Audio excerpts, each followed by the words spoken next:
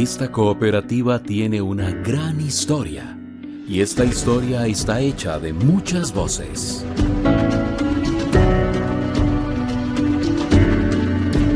Diálogos que narran los 60 años de la construcción de Coop Santos.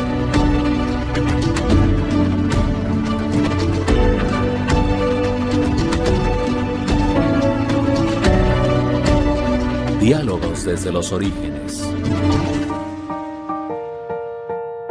¿Qué tal? Bienvenidas, bienvenidos nuevamente a un nuevo capítulo de Desde los Orígenes, aquí en Coop Santos RL. Desde los orígenes porque queremos tocar la historia más remota hasta la actualidad de los 60 años de esta cooperativa que nos hermana, que nos unifica, que nos facilita la vida. Pero ¿quiénes son las personas que realmente valdría la pena escuchar para conocer lo mejor de ese relato? Pues quienes han sido fundadores, todos aquellos a quienes podemos tener acceso el día de hoy. Pero sobre todo para que ustedes, como yo, como las próximas generaciones, entiendan mejor de qué se trata, de qué se trató y cómo fue que empezó un sueño, una ilusión, un pensamiento que luego se tradujo en la realidad que hoy cotidianamente vivimos unos y otros. Una de esas personas se llama Evelio Badilla Hernández. Él nació en Chirraca de Acosta. Un socio fundador, un asociado fundador, una persona que desde una región quizá cercana al extremo del área de concesión de Coop Santos, aportó desde el primer momento. Y muchas gracias, don Evelio, por encontrarse con nosotros en este capítulo. Mucho gusto, don Herbert. Estamos aquí presentes pues para que podamos hablar mucho de nuestra querida cooperativa. Bueno, ¿y cómo empezó? ¿Qué edad tenía usted y cómo le llegó la primera noticia de que se pensaba en una cooperativa? ¿O vivía una realidad que usted quería cambiar y entonces le llegó la noticia que podía ilusionarlo? ¿Cómo fue? Los orígenes inclusive tenemos que recordar de que pues las cooperativas nacen basadas en necesidades pues que necesariamente hay que atender, pues pensando siempre en el futuro, en el desarrollo de los pueblos, de los cantones del país inclusive, ¿verdad? Cuando Coop Santos,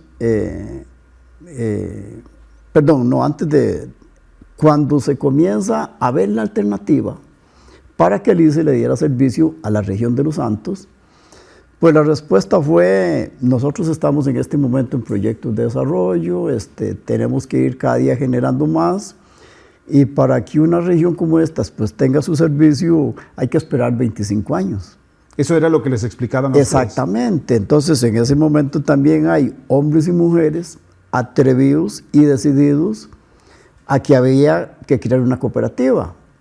¿Por qué? Porque el progreso no espera. ¿Cómo estaban viviendo ustedes en Chirraca en aquel momento? Para tratar de identificar qué ambiente vivían. Ya, pues el ambiente era un ambiente oscuro, para decirlo de alguna forma, ¿verdad? Lo otro, pues eran pueblos pues con economías pues también sumamente limitadas por los servicios. En esos años pues había necesariamente que recurrir a la candela, a la canfinera, y a veces si se podía, si había que ir a hacer un mandado hasta un tizón ardiendo, había que llevarlo para ir de una casa a otra, ¿verdad? Entonces era sumamente limitado.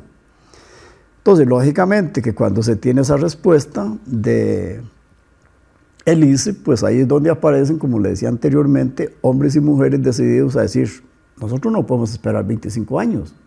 Este cambio tenemos que darlo, y lógicamente que se adelantaron a 25 años. Estamos hablando de los años 60, ¿verdad? Sí, señor. Como para ubicarlo en el tiempo para correcto. Generaciones que no se imaginan cómo era 1960.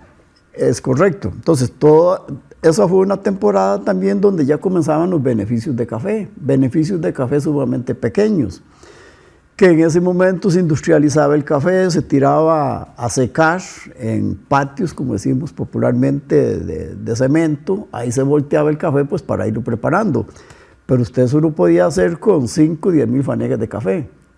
Pero ya cuando usted comenzaba a ver a futuro que se perfilaban grandes producciones, pues lógicamente que había que buscar esas otras alternativas de industrializar más seria, más formalmente. Se estaba expandiendo mucho el cultivo del café en la región, incluida Acosta, que Mira, es una zona Acosta bastante que baja. sea, en el pasado fue un cafetal con cítricos.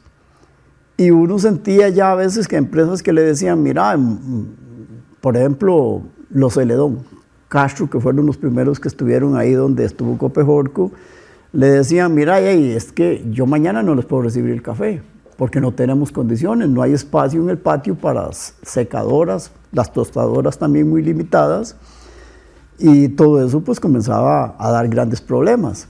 Entonces, lógicamente que ahí es donde apareció gente con visión, con objetivo claro, que comenzaron a buscar las alternativas, a buscar las asesorías también, porque de eso no se sabía absolutamente nada. ¿Recuerda usted algunas de esas personas, por nombre y apellido, que ya se movían con la inquietud y generaban esa misma inquietud y la conversaban con las comunidades? Por ejemplo, ¿qué te digo? Lógico que el servicio eléctrico comenzó la primera extensión de redes aquí en San Marcos de Tarrazú, ahí hacia la Sabana. Y pues uno lógicamente que escuchaba los comentarios de que una cooperativa estaba armándose, organizándose y que iba a dar servicio en toda la región. Entonces, pensar en ese momento, con los caminos que habían, con las inclemencias lógicamente que se tenían en esos años, era casi para muchos poco posible creer eso. Dentro de ellos estaba mi papá. Mi papá tenía una pulperidita ahí en el centro de Chirraca, donde se concentraba el pueblo normalmente todos los días, ¿verdad? A llevar las candelas, el canfín y lo que se requería, ¿verdad? Entonces decía mi papá, dice, bueno, hemos estado oyendo que allá en la zona de Los Santos están pensando en armar una cooperativa y que a futuro nos va a dar servicio acá. Dice, yo eso ni lo creo, porque eso está tan largo, dice que no es posible que llegue. Se veía muy lejano. Claro pero que San sí. Ignacio como tal ya tenía alguna electrificación muy corta, muy pequeña. Mira, San Ignacio tenía una electrificación que tenía una plantita que se movía lógicamente que con agua, ¿verdad? Pero más o menos podía tener unos, que medio se vieran, unos 15 bombillos en la pura capital de Acosta. ¿Y Hasta dónde ahí. se generaba con esa? En el río Jorco. En el río Jorco. Sí, señor. Sí, señor. Ok. Ahí estaba esa planta. Pero otros también utilizaban, por ejemplo, pequeñas plantas de diésel. Y yo recuerdo que, por ejemplo, en Jorco, bueno, mi abuelo tenía una y alumbraba 4 casas, una cosa así. Sí, pero no, en Acosta, en ese momento no había absolutamente nada. La máxima tecnología que había era la típica lámpara que se le echaba canfín o gasolina y que había que estarla bombeando porque en algunos momentos se apagaba. Gasolina blanca, las famosas Coleman, Correcto, sí, que sí. sonaban como una corriente de aire, ¿verdad? Sí, Constante, pero iluminaban bastante. Esa las tuvo mi papá en la pulpería también, para alumbrar un rato, pero también había momentos que decía, bueno, hoy vamos a cerrar a tal hora porque no podemos seguir gastando combustible. Esa era la realidad en torno a la cual surge ya la noticia de que se podía tener una cooperativa. Exactamente. Entonces ya cuando lógicamente que ya se supo de que aquí en la zona de Los Santos comenzaba a darse el servicio y que se iba a ir extendiendo, qué tranquilidad cuando se llegaba un representante de Copesantos a decir vamos a dar servicio en la zona, vamos a requerir tanto tiempo, andamos viendo a ver quiénes están interesados. Y a veces había gente que decía, no, yo no, eso es peligrosísimo, porque vamos a hacer un reguero de incendios aquí que no van a quedar ni casas, ¿verdad? Había que dar una pequeña cuota de aportación, como de inicio, como una señal de interés, ¿verdad? Había unas boletas o algo parecido. Se daban como 200 colones. Ya eso los convertía en bueno, asociados. 200 pesos, en esos años era pesos, no eran ni colones. Y eso los convertía en asociados potenciales para la cooperativa. Sí. Y pues con eso también se daba ya, bueno, no solo el asociamiento, sino que ya te ponían ahí cierto servicio como 2 bombillos o 3 bombillos, ¿verdad? Pero todo muy controlado, entiendo yo, porque la carga tenía que estar muy regulada. No era como ahora que la gente llega y pone un equipo, otro equipo, un tomacorriente, no. Se limitaba a 2 bombillos y solo 2 bombillos o cosas Era por el alumbrar, estilo. Nada simple más. y llanamente. Lógicamente que ya después, cuando una empresa como Copesantos comienza a hacer ya grandes inversiones, a tener más potencial, ya comienza la gente pues con sus inquietudes y ya comenzaron pues con que había que tener un montón de servicios más, dentro de ellos la refrigeradora, la licuadora. En esos años pues tenemos que recordar de que si usted compraba un producto que se ponía malo, pues había que cocinarlo hoy y comerlo hoy. Ahora no, ahora vemos que hasta se pueden tener meses o hasta según años, ¿verdad? Sí, ese es Es parte del éxito de la visión que han cumplido cooperativas como Copesantos, pues desde el punto meramente empresarial. Ahora, con lo que usted acaba de decir, me llama mucho la atención, y es que lo que la gente esperaba primero era iluminar. Era todo. Lo demás... Eso era la mayor satisfacción, el poder decir, hay un bombillo encendido y ver cosas totalmente diferentes. ¿Usted estuvo presente el día que se iluminó, no sé? No, en eso sí no estuve. No estuvo. No. Pero estábamos en otro mundo. Ajá. En esos años a costa aquí era otra cosa totalmente diferente, ¿verdad? Ya. Pero ¿dónde vio usted ya en su comunidad la iluminación? ¿En qué momento lo recuerda?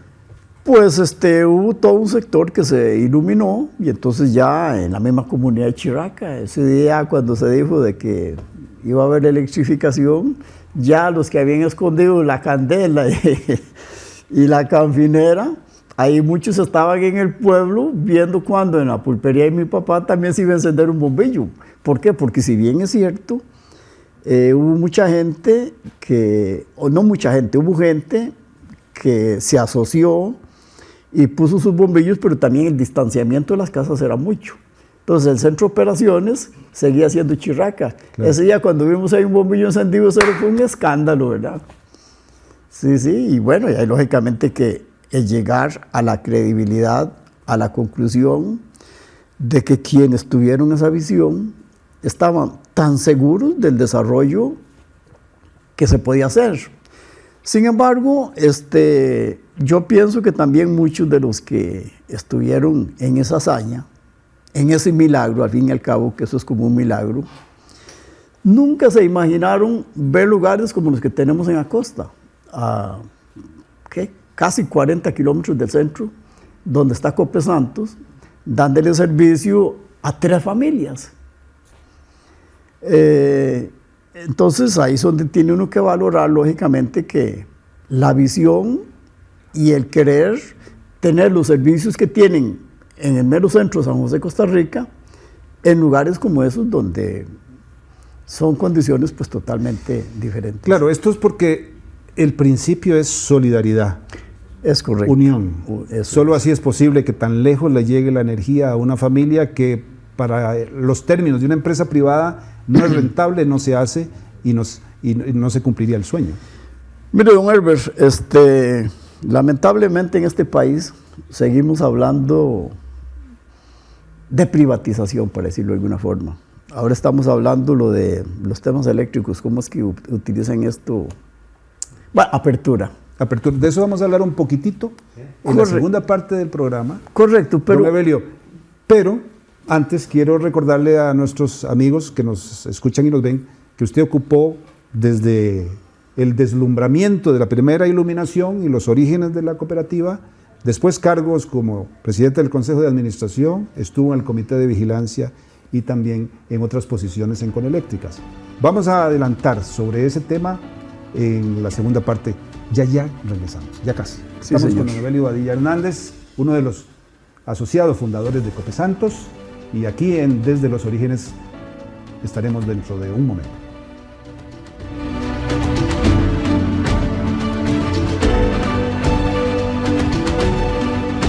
Diálogos desde los orígenes.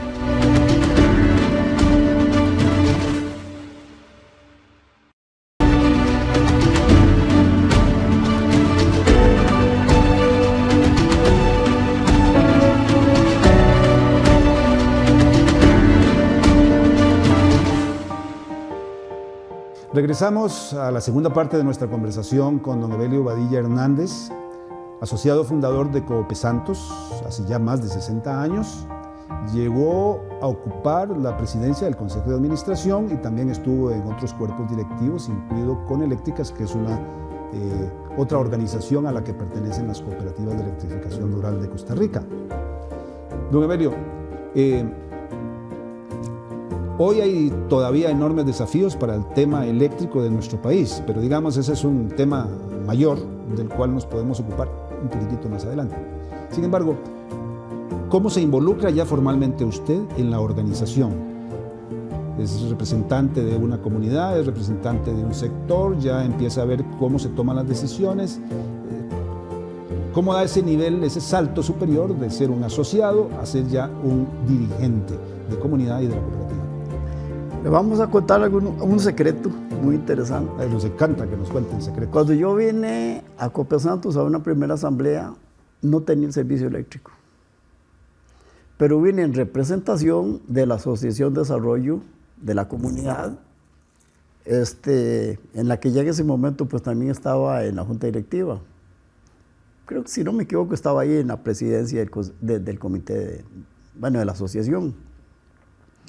Y resulta que llego acá, en ese momento eran asambleas abiertas, no era por delegados, ¿verdad? Era por asociados. Entonces en ese momento yo represento la asociación y aparece un señor que me conocía del Cantón de Acosta y me dice, mira, Emelio, dice, usted sabe que yo creo que aquí tenemos que ir haciendo algunas transformaciones, aquí hay directivos de montones de años y ahí los cambios hay que irlos dando. Me dice, ¿usted no aceptaría la candidatura? Le digo, está bien. Contra todos los pronósticos yo quedo en el Consejo de Administración. Y ahí, lógicamente que uno en los primeros momentos está ahí más que todo escuchando, aprendiendo, metido en un tema pues que uno de eso no sabía absolutamente nada. Pero sí con las ilusiones de poder dar un servicio a nuestra cooperativa, a nuestra empresa y al desarrollo de nuestra región. Pues ya después fui viendo ahí quiénes presidían y yo decía, fue puña, hay cosas en las que yo considero que yo también puedo hacerlo. Y en una ya, pues, tomé la decisión de decirle a unos compañeros, pues, que pasada la asamblea, pues, que quería ser candidato a presidente del Consejo de Administración. Se me dio el apoyo y por dicha me fue también en lo que fue las presidencias. ¿Cuántas veces fue presidente del Consejo? Mire, precisamente no los tengo, pero sí estoy seguro que entre 5 y 7 presidencias. Pude tener más. Lo que pasa es que siempre he creído pues, que tenemos que dar participación a más gente, a más personas, prepararnos todos más ahí, ¿verdad? Bueno, eso en una sana democracia. En una sana democracia, exactamente. Y en algún momento, pues, habieron compañeros que me decían, no, Emelio, ¿cómo se te ocurre? Usted es el que tiene que presidir, usted lo viene haciendo muy bien. Y a veces me costaba hasta convencerlos. Al final terminé convenciéndolos, ¿verdad? Claro. Pero sí posiblemente hubiera sido presidente más que 5, 6 o 7. ¿verdad? Dígame una cosa, dentro de los periodos en los que fue usted presidente del Consejo de Administración, y aún no siéndolo, siendo director, ¿cuáles fueron desafíos importantes que cree usted tuvo que enfrentar la cooperativa o decisiones relevantes que provocaron, digamos, cierta emoción, angustia, preocupación y mucho esfuerzo? Miedo, riesgo. Hasta miedo, claro. Cuando se tiene que tomar decisiones a veces da miedo, pero por lo menos citar alguna que marcó su periodo. Mire, don Herbert, por ejemplo, Copesantos pues comenzó comprándole la energía a Lacey, lo que hacía el intermediar. Siempre manejé un criterio que si nosotros nos quedábamos solo con la intermediación, nos quedábamos en el camino. ¿Por qué? Porque al fin se compraba caro la energía y había que venderla también un poco caro, entonces no teníamos tampoco mayores capacidades de competir y entonces, especialmente en los alrededores, decían, mira, él dice a tanto y ustedes a tanto, ¿verdad? Hubo un momento en que ya comenzamos a tomar decisiones y a pensar la conveniencia de generar. Y la posibilidad más que todo era la eólica. Entonces, después de entre 8 y 10 años de estudios, donde está el parque eólico, pues ya comenzamos a pedir más información y a que se nos presentara un proyecto para lo que era generar parte de nuestra energía, ¿verdad?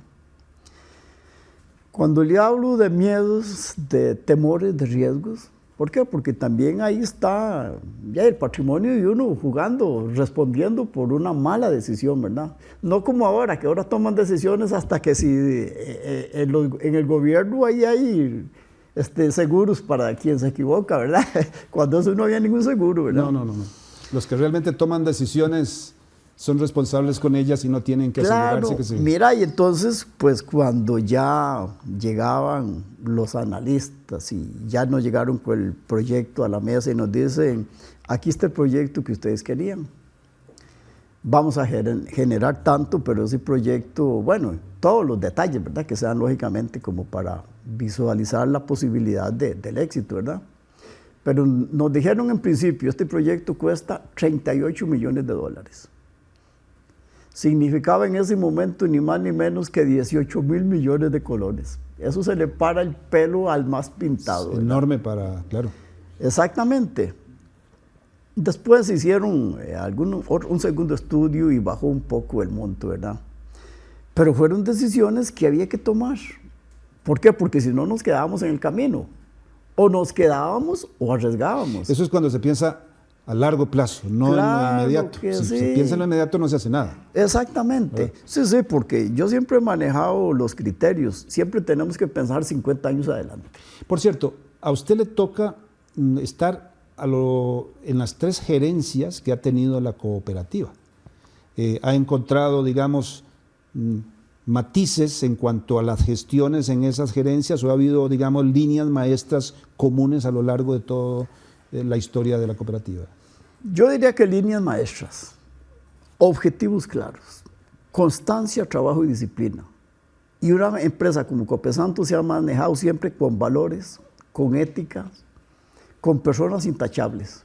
Eso no quiere decir que en algún momento no nos hayamos equivocado, que alguien haya hecho ahí un vacilocillo y al final pues simplemente no trabaja más para la empresa y ahí se terminó el caso. Que hayan ¿verdad? tenido diferencias de criterio, pero supieron resolverlas por un interés superior de la cooperativa.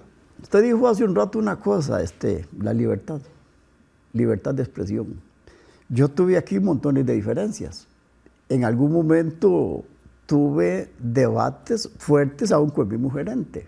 Aunque el señor gerente pues no era miembro del Consejo de Administración como para que un voto pesara ahí o cosas por el estilo, pero él tuvo también sus posiciones, yo tenía mis posiciones, pero dentro del marco del respeto, de defender ideas, de defender criterios, no de defender quién es más valiente o quién es más fuerte. Entonces, lógicamente que todas esas cosas son las que se han ido conjualizando permanentemente y tenemos la cooperativa que hoy tenemos. Entonces, lógicamente que uno pasó por ahí y en este momento pues usted ve también consejos de administración que tienen gentes que son verdaderos caballeros y damas, gentes con visión, con claridad, que dan alma, vida y corazón por nuestra empresa y que eso nos llevará, como hablábamos anteriormente, a que una empresa como cooperativa tenga éxito los próximos 50 años. Ahora, lógicamente que el tema sí de que estamos hablando de apertura. La apertura comercial se llama ni más ni menos que la privatización del sistema eléctrico en este país. Algo tal vez que hace falta es que los mismos asociados, y en general, no hablo solo de los de Copesanto, sino en general los que vivimos adscritos al sistema eléctrico del país, es que tengamos conciencia del modelo que este país creó. A veces se nos olvida, compramos las fórmulas que nos venden de fuera, quienes tienen una experiencia distinta a la nuestra. Pero si la nuestra ha sido exitosa, es mi punto de vista, y aquí me disculpo, pero quiero saber su opinión. Si el modelo nuestro, del cual usted ha sido un protagonista importante, ¿cree que es un modelo que tiene futuro?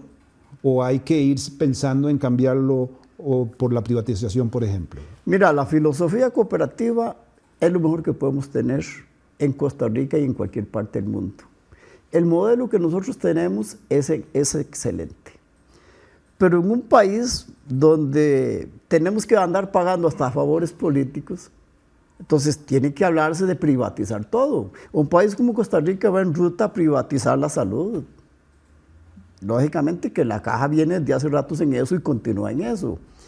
El tema generación eléctrica, vamos en ruta a eso. ¿Qué vamos a hacer?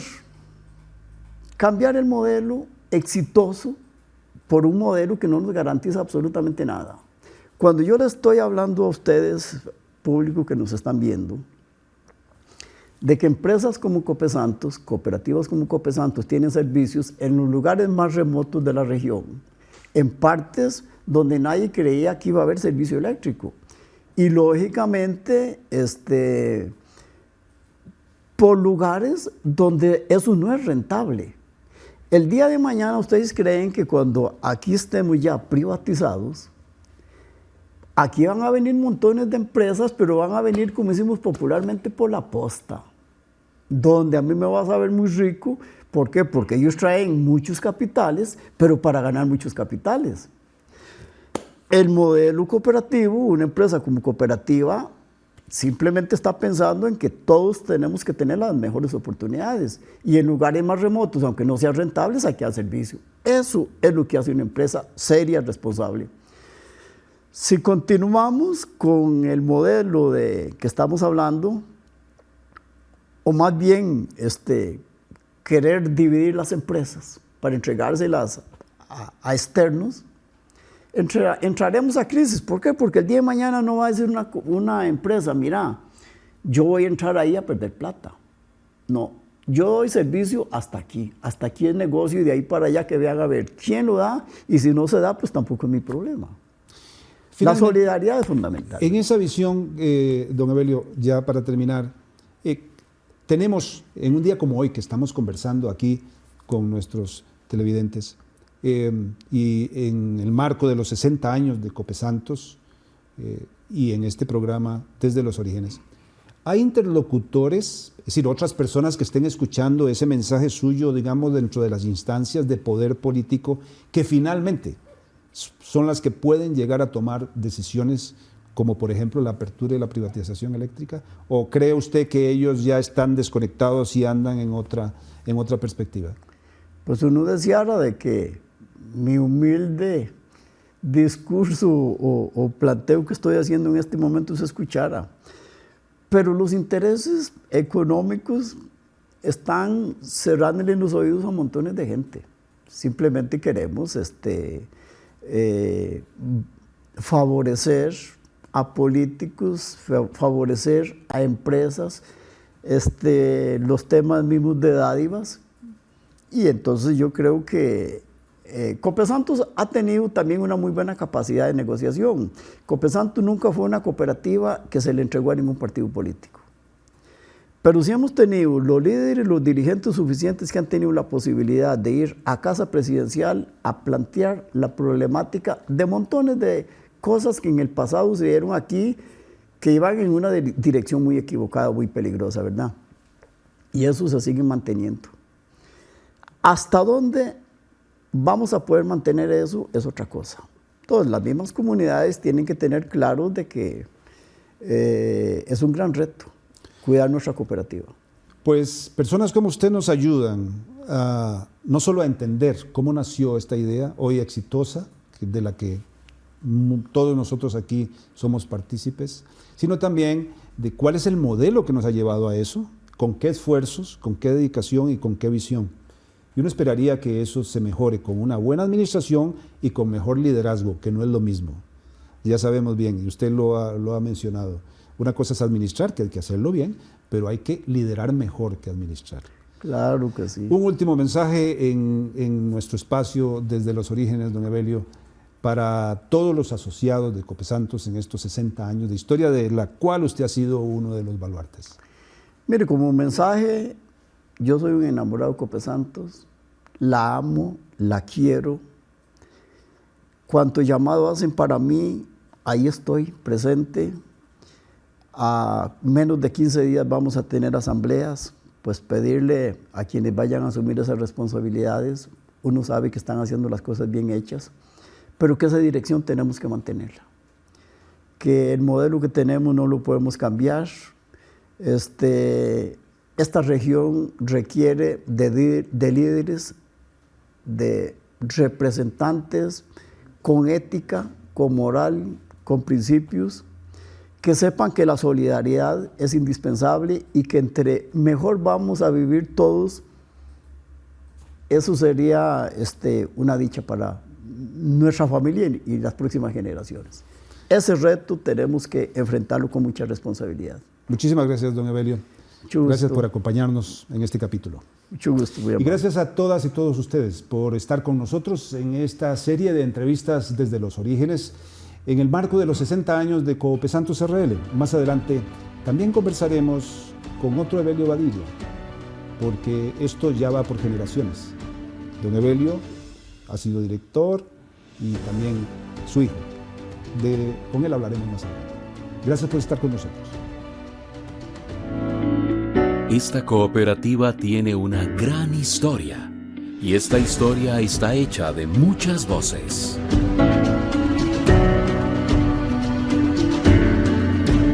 Diálogos que narran los 60 años de la construcción de Coopes Santos.